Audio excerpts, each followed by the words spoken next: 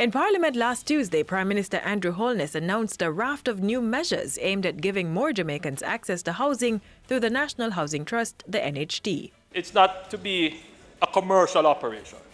It is to make sure that the workers of the country have access to housing.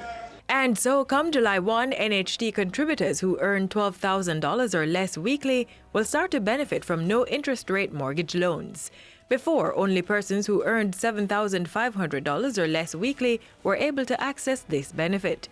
NHT contributors who take home between $12,000 at $1 and $20,000 per week will now pay a 2% interest rate on their mortgage. In addition, those who take home between that amount and $30,000 per week will now pay 4% interest rate on their loans. Contributors making over $30,000 will continue to pay the 6% interest rate.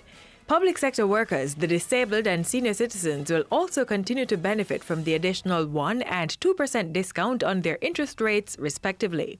Meanwhile, qualified persons seeking NHT home grants can now receive $1.5 million, up from $1.2 million. And contributors can now receive $2 million to purchase serviced lots, up from $1.5 million. There has also been a reduction in the years of eligibility for contributors.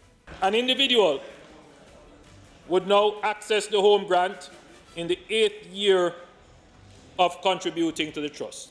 This will take effect on July 1, 2016.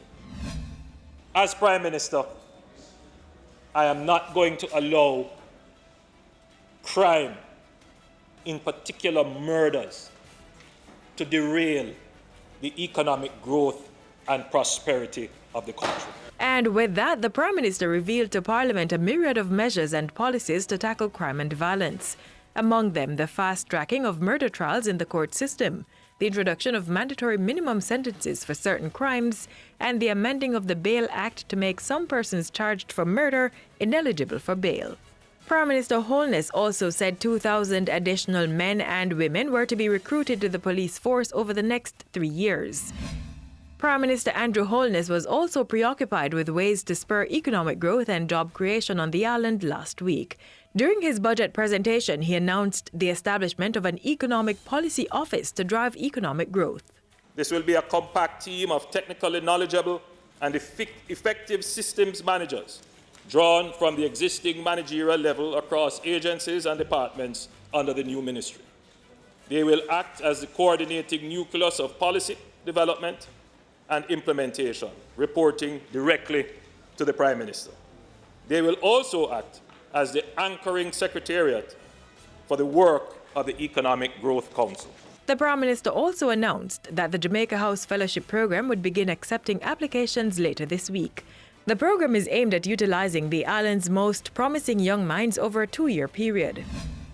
And as part of efforts to increase business facilitation, Prime Minister Holness said government would be developing an electronic business registration system which would allow online business registration.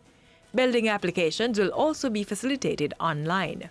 The government will soon amend the necessary regulations to make it mandatory for the electronic submission and processing of all building and development applications.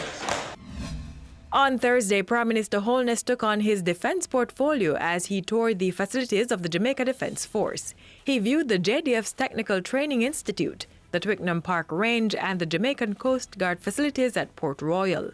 Following the tour, the Prime Minister said he would be exploring opportunities to tap into the skill sets of the men and women of the Army.